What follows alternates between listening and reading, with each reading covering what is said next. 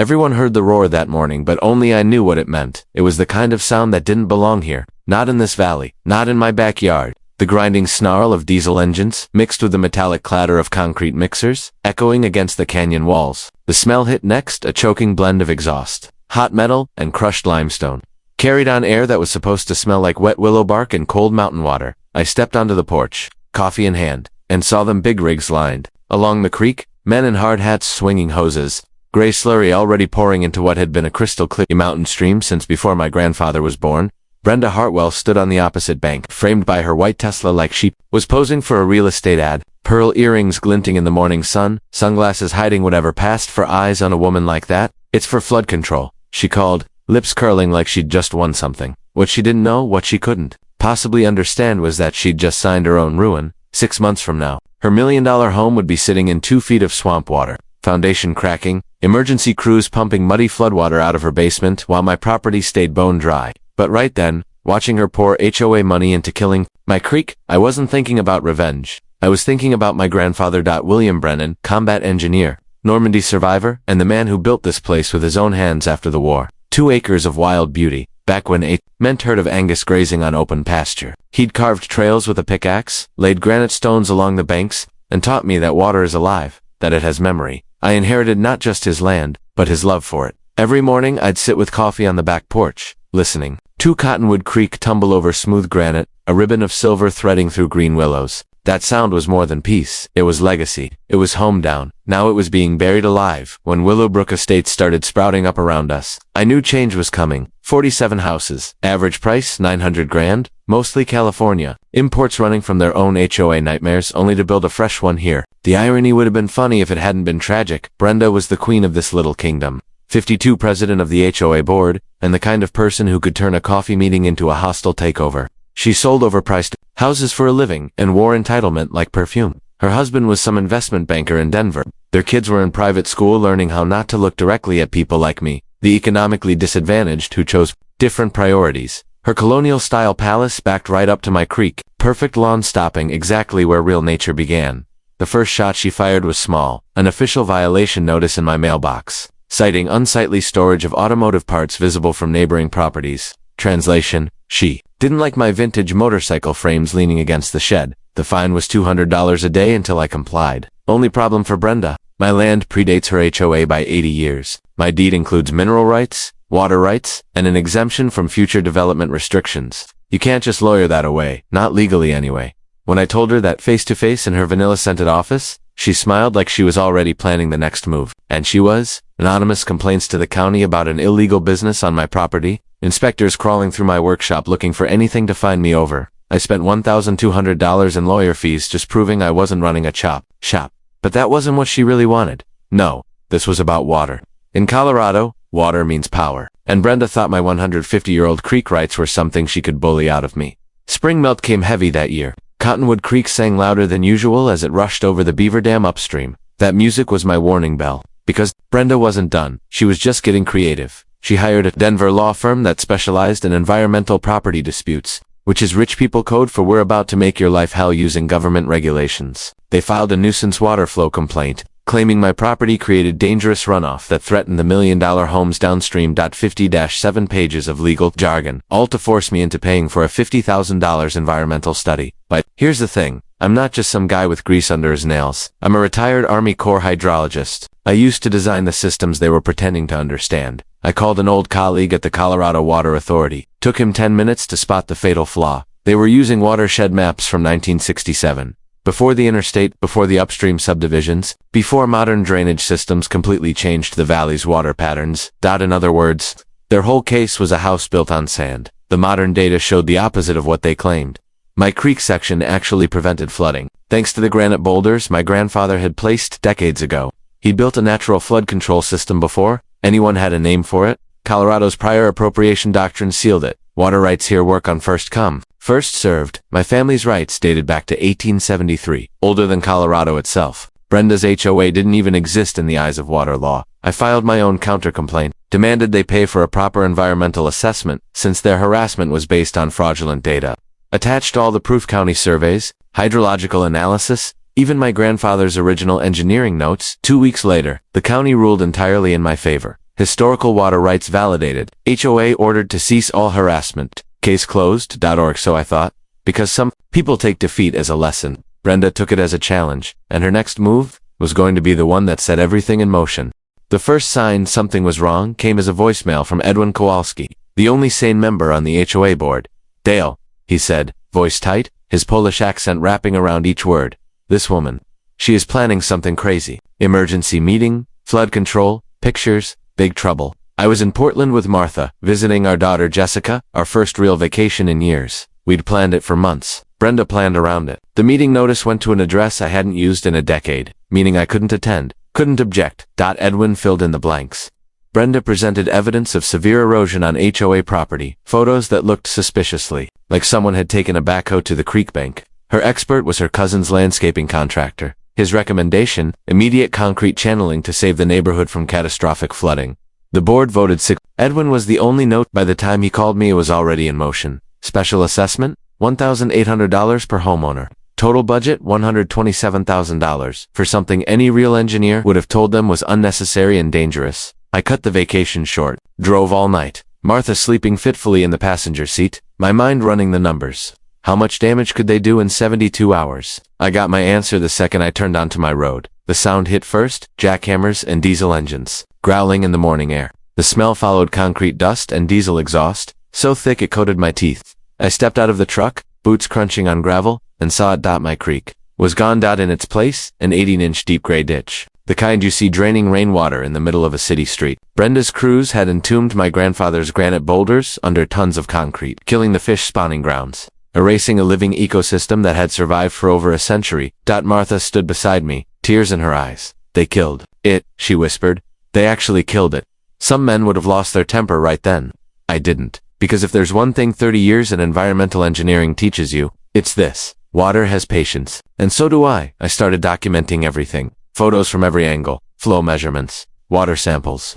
Then I dug into the construction company Brenda had hired. Pinnacle Construction. They had a history. 3 EPA violations in 5 years. $75,000 in fines. A pattern of starting work without permits. And that was the break I needed. Because here's the thing, most people don't know. Altering a natural waterway requires 3 layers of approval, county, state, federal. Brenda's crew hadn't bothered with any of them. The Clean Water Act alone can hit you for $25,000 a day. Add Colorado state penalties, and the math hit $35,000 per day. That concrete stayed in place. I filed complaints with everyone: County Code Enforcement, the Colorado Environmental Protection Agency, the EPA's Region 8 office in Denver. Then I called Trout Unlimited. The president nearly dropped the phone when I described what they'd done. "This is exactly the kind of destruction we've been fighting for 20 years, he said. "We'll back you.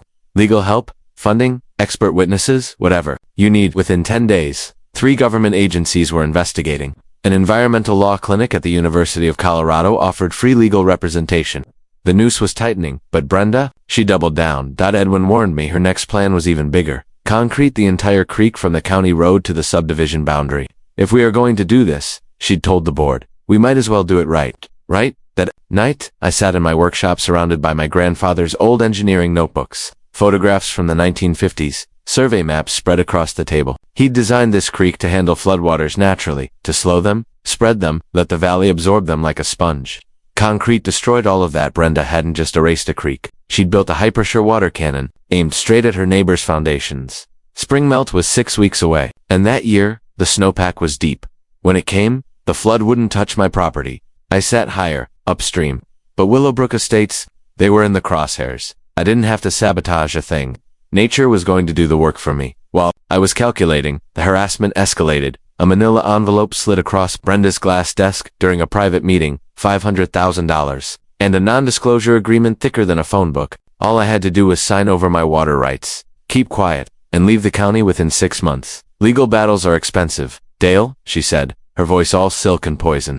"Even when you win, you lose. Think about Martha's job security." I'd come prepared. Colorado is a one-party consent state. My recorder caught every word, including the threats that followed. That week, my workshop was vandalized. Tools stolen, vintage motorcycle parts smashed. My restored 1972 Harley Sportster tipped over, sugar in the gas tank. The new security cameras caught a white Tesla parked at the end of my drive at 2 a.m. The Tesla with vanity plates that read "Sold for you." They started targeting Martha next. Anonymous reviews calling her tutoring business politically dangerous. phone calls to her principal questioning her fitness to teach. But here's what Brenda didn't get. I'm an engineer. I log everything, every threat, every lie, every broken bolt. Because one day, this was going to court. And when it did, I was going to bury her in her own mistakes. Some stories turn when you least expect them. Mine turned with the sound of a cardboard banker's box hitting my workbench. It was a gray February morning. Snow still clinging to the willows along the creek. Sarah Olivia, 3rd year, environmental, law student, sharp eyes, sharper mind, stood in the doorway of my workshop with that look lawyers get when they know they've found something lethal. Mr. Brennan, she said, brushing snow from her coat, you're going to want to sit down for this. For 3 weeks, she'd been combing through HOA financial records like a bloodhound with a CPA license. What she'd found could have made the FBI's white-collar crime unit weep with joy. The concrete project Brenda bragged about, officially billed at $127,000. In reality, the work was worth maybe $40,000. The rest had evaporated into consulting fees and emergency contractor premiums, all paid to companies with names suspiciously close to Brenda's business. Network Hartwell Property Consulting, Willowbrook Environmental Solutions, but that was just the appetizer. The main course walked in 20 minutes later, wearing a heavy coat dusted with snow. Edwin Kalski clutched a small digital recorder like it contained the secrets of the universe. You remember?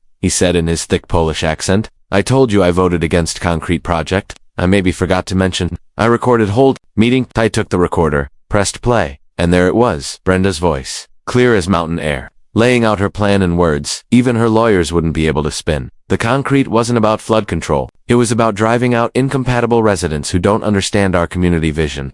She talked about using HOA funds to force me into expensive legal battles, knowing most people couldn't afford to fight back. And then the line that made Martha, listening in the kitchen, freeze mid-step. This isn't about floods. It's about making the neighborhood look like it belongs in a magazine. No old sheds, no rusty cars, no country clutter. We erase the ranching look. We boost property values. That's how real estate works. It wasn't just personal, it was surgical. She wanted to cut the history out of this valley like it was a blemish on her brochure. But the biggest weapon in my arsenal came from someone who wasn't even alive to see it used. While organizing my grandfather's engineering papers for the case, I found a folder marked Willowbrook Development Consultation -1973. Inside was a complete hydrological analysis he'd done for the county, warning against, you guessed it, concrete channeling in this exact stretch of cottonwood. Cricked his calculations were precise and, now, prophetic.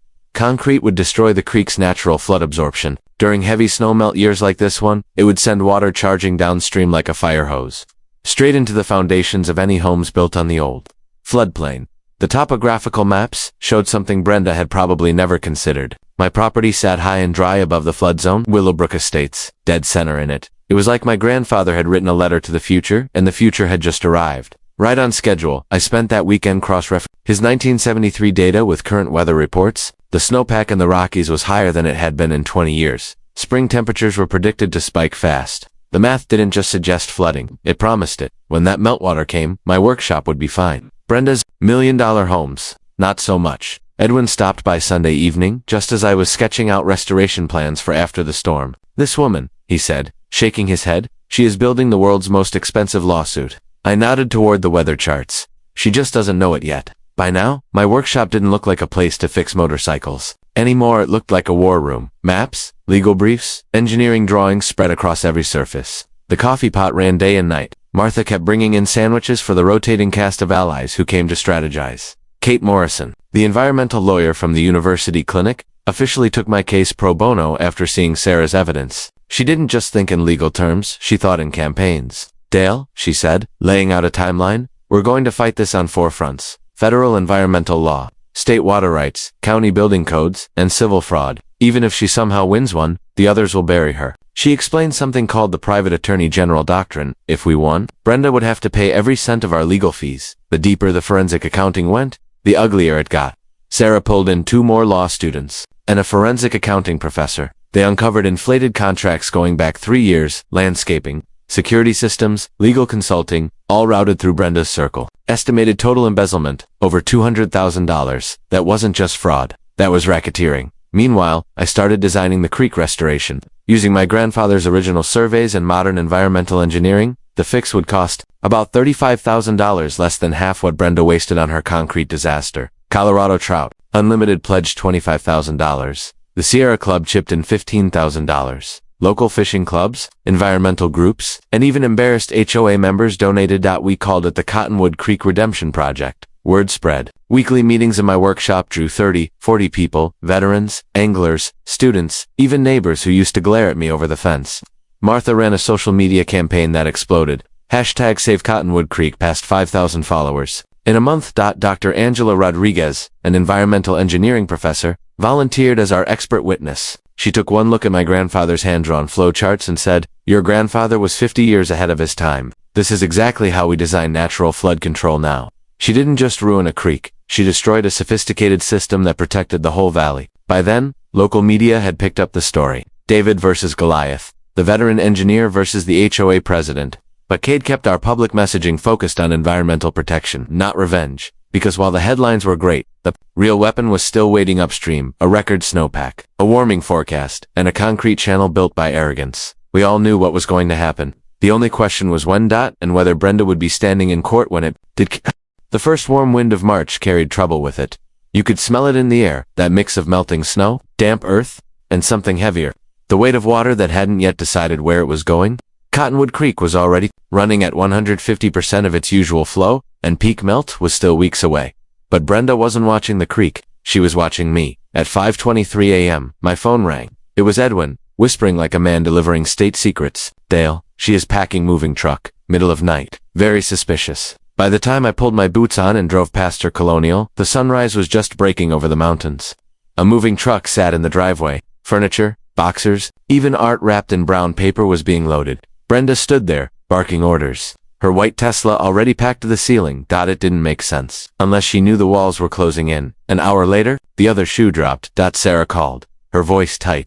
"Brenda just filed for an emergency restraining order. Says you've been stalking her family and making terrorist threats against HOA property. She's asking for federal protection under anti-domestic terrorism statutes." I laughed at first. Then I read the affidavit. It was a masterpiece of fiction. According to Brenda, I was a disgruntled military veteran with documented anger management issues who'd been conducting reconnaissance on HOA families. The evidence was a series of photos of me taking flow measurements in my own creek. The timing was too perfect to be coincidence. The hearing was set for the exact day peak snowmelt was expected to hit. If she got the order, I'd be legally barred from going near the creek when the flood came. No witnesses, no photos, no proof. Kate Morrison arrived at my kitchen table. That night, with a legal brief thick enough to stop a bullet. "She's not trying to protect herself," Kate said. "She's trying to blind you. If you can't document the flood damage, she controls the narrative."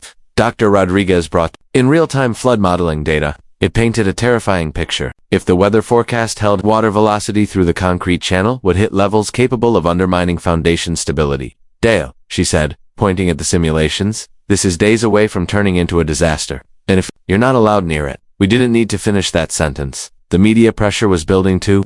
Denver news stations wanted live coverage of both the hearing and the flood. Environmental blogs were calling it the Creek War. Hashtags were trending. But Brenda wasn't done playing dirty. That week, my workshop was hit again. This time, they weren't just breaking things. They were making a statement. My fully restored 72 Harley was tipped over. Frame bent.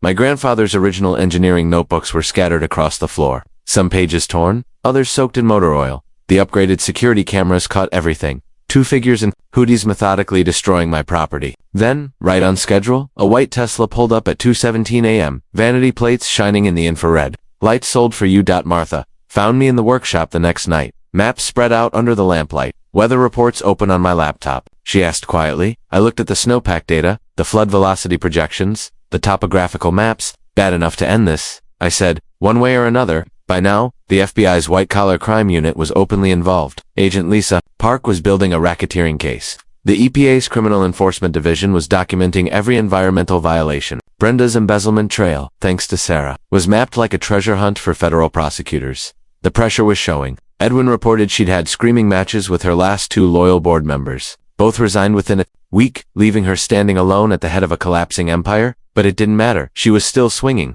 Her final hope was to tie me up in court long enough for nature to do its damage with no witnesses, and the clock was ticking. The night before the hearing, I cleaned my grandfather's old service revolver, not because I expected trouble, but because some rituals steady the mind. The creek outside was roaring now, fighting the concrete prison it had been shoved into. I listened to it like you'd listen to an old friend who's about to make a point no one can ignore. "Tomorrow changes everything, doesn't it?" Martha said from the doorway. "One way or another," I answered. The morning of March 22nd, the federal courthouse in Denver was packed. Veterans sat shoulder to shoulder with environmental activists. Local families fighting their own HOA battles filled the gallery. The air buzzed with the kind of tension that comes before storms, the kind you feel in your teeth. Outside, Cottonwood Creek was nearing record flow. Inside, Brenda was about to face something far more dangerous than me. She was about to face the truth. They called it the Creek War Trial. The federal courthouse in Denver felt like the eye of a storm that morning. Overflow rooms were packed with people watching live streams. News cameras lined the steps outside. And Judge Martha Blackwood, a woman whose reputation for environmental law made corporate attorneys lose sleep, presided over it all with a gavel like a loaded gun.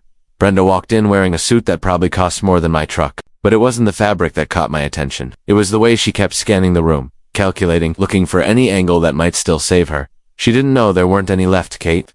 Morrison stood when the judge called us forward. Her voice was calm, deliberate, surgical. Your Honor, this case represents the destruction of a century-old ecosystem, carried out not for public safety, but for personal gain. The defendant used her position to embezzle funds, intimidate neighbors, and destroy federally protected habitat, all to settle a personal score with my client. She let that hang in the air. Then she pressed play on the first recording. Brenda's voice filled the courtroom, cold and clear. If you don't take this offer, I'll make sure your wife's teaching career is over. I'll have every property owner in this valley believing you're an extremist who's destroying property values. A few heads in the gallery turned toward her. Others just stared straight ahead, their jaws tightening.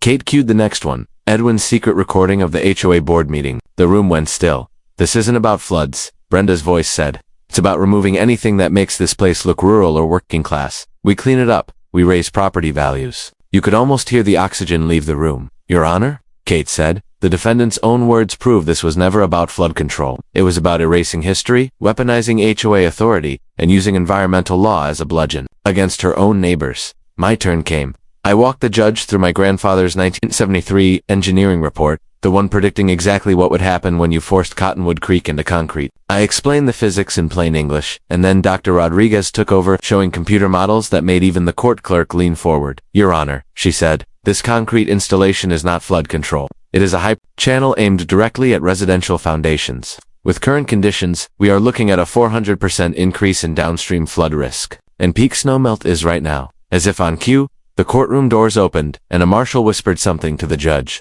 She called a recess. The National Weather Service had just issued a flash flood emergency for the valley. Outside, helicopters were already circling. News crews caught footage of water backing up behind the narrow concrete throat Brenda had installed, pooling across manicured lawns, seeping into basements. My property upstream was bone dry. Willowbrook Estates looked like it was sinking. When we reconvened, Brenda's lawyer was pale. She kept glancing at her phone, no doubt getting texts from neighbors whose living rooms were now indoor swimming pools. Kate didn't waste the moment. Your Honor, while we've been in this courtroom, the defendant's flood control project has begun flooding the very homes it was meant to protect. This isn't theory anymore. It's reality. The gallery erupted not in shouts, but in that low ripple of disbelief you hear when everyone realizes they've just witnessed a self-inflicted disaster. Brenda snapped. This is his fault. She shouted, pointing at me. He planned this. He used environmental extremists to miss Hartwell. Judge Blackwood cut in, her tone sharp enough to slice steel. You will control yourself, or I will have you removed from this courtroom. The rest of the afternoon was just paperwork for the history books. The judge ruled in my favor on every single count. Clean Water Act violations, water rights infringement, fraud, conspiracy, racketeering, and intentional infliction of emotional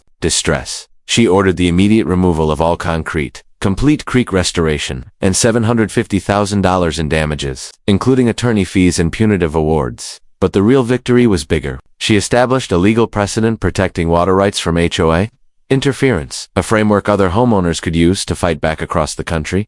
The courthouse steps turned into a press conference. Environmental groups called it a landmark win. Veterans organizations shook my hand. High school kids from the environmental club handed Martha a stack of hand-drawn thank you cards.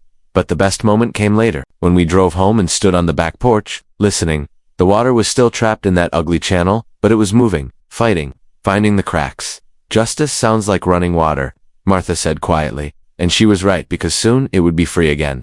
6 months later, you wouldn't have recognized Cottonwood Creek, where an ugly gray trench once strangled the water. A natural channel now wound between banks lined with native willows and wildflowers, their roots drinking deeply from the soil, like they'd been waiting all along for this day. The sound that woke me each morning wasn't the angry scrape of water fighting concrete anymore. It was the soft, steady babble of a creek that remembered exactly how to be itself. The restoration became more than a construction project. It was a reckoning. Local contractors donated time and machinery. High school students planted riverbank grasses for biology credit. Trout Unlimited volunteers stocked the water with native trout, cheering like kids when the first fish darted into a new gravel bed.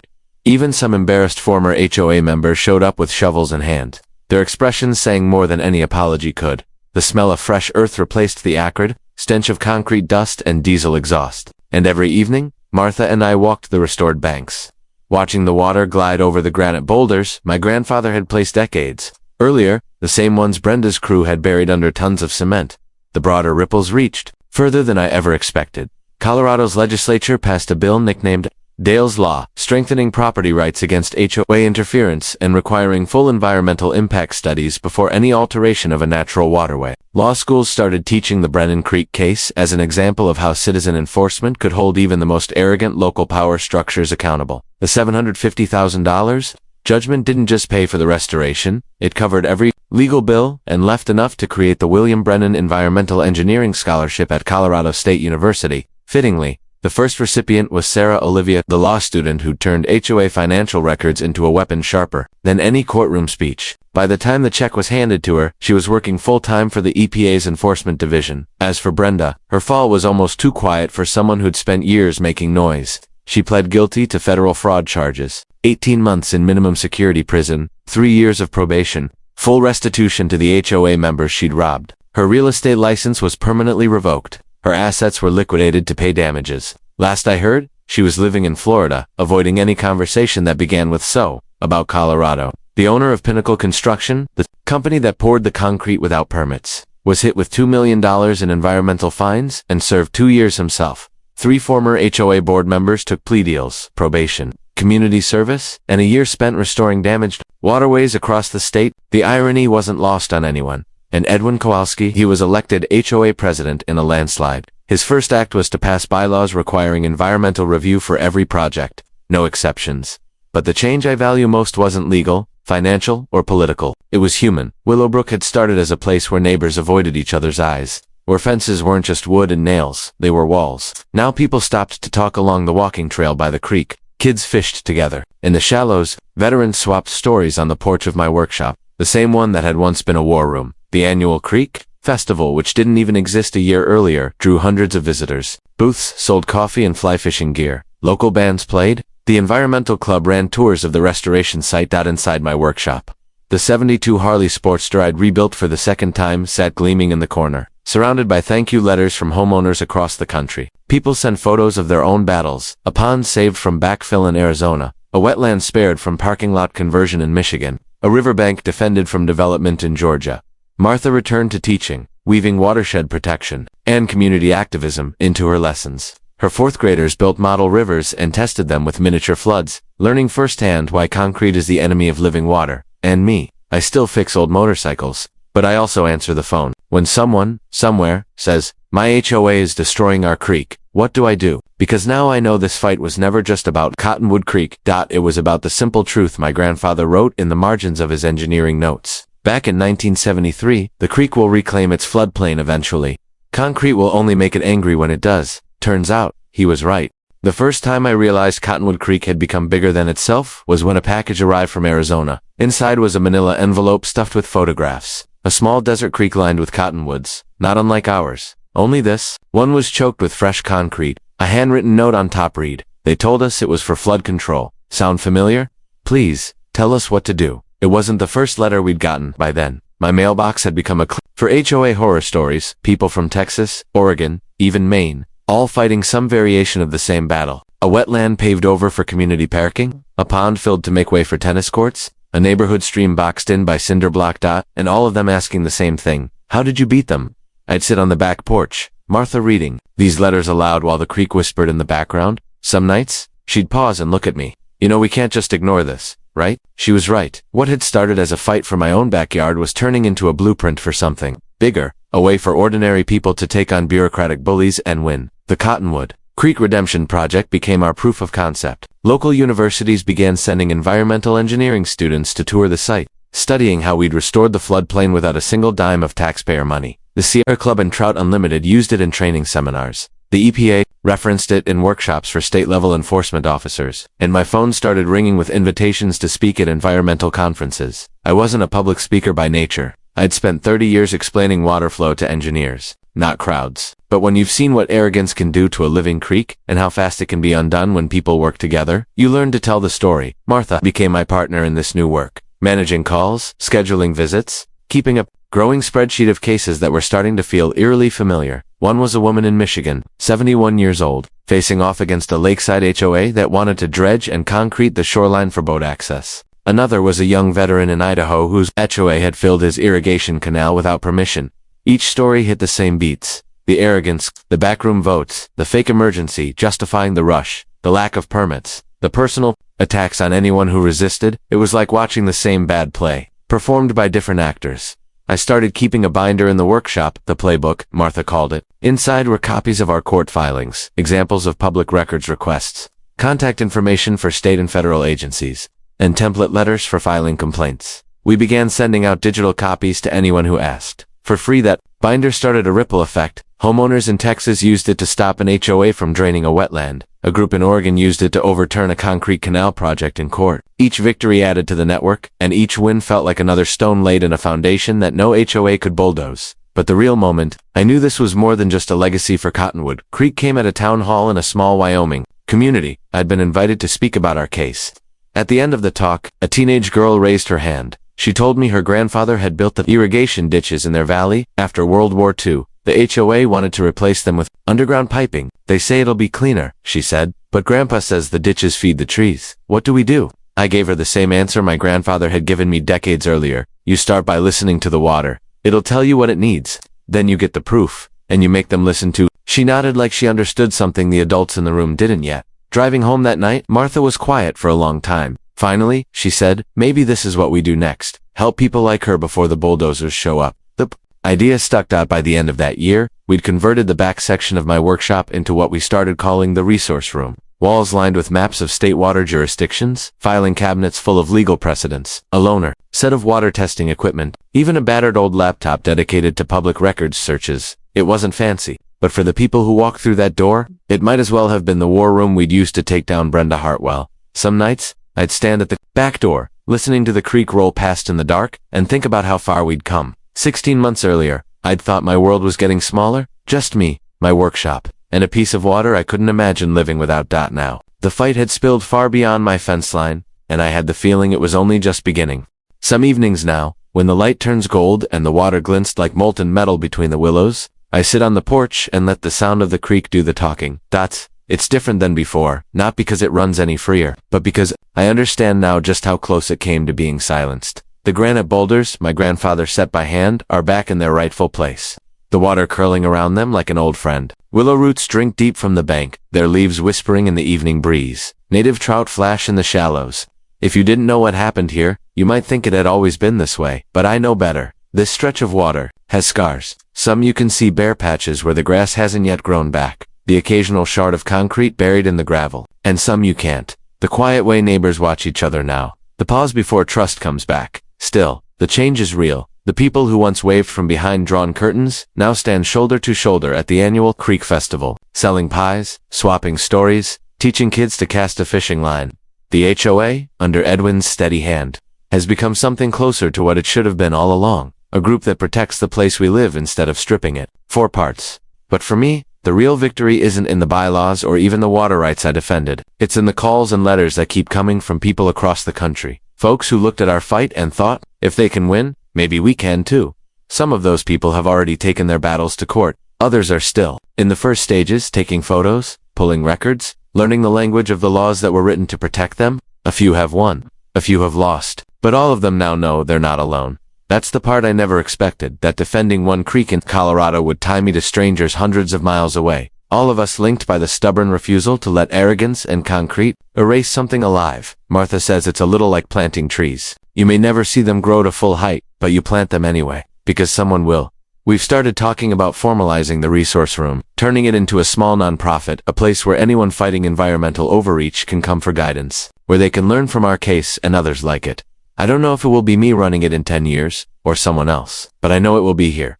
Because home isn't just the roof over your head or the land under your feet. It's the values you defend and the people you stand beside when it matters. And this creek? It's more than a line on a map. It's a promise. One I intend to keep. So if you're listening to this and thinking about that fight brewing in your own backyard, that fence your HOA wants to move, that pond they want to drain, that stream they're talking about improving with cement, don't wait until it's gone. Start asking questions now. Take photos, pull records. Learn the rules better than the people trying to twist them. You might be surprised how many options you really have when you stop being afraid to push back. Because sometimes the best revenge isn't a fight at all. Sometimes it's just patience, preparation, and letting nature reclaim what's hers. Drop your own HOA stories in the comments below. I read every one, and if you want to see how this fight started and how we took it all the way to federal court, make sure you subscribe so you don't miss the next story. Until then, I'll be here on the porch, listening to the water. Justice, after all, sounds a lot like running water.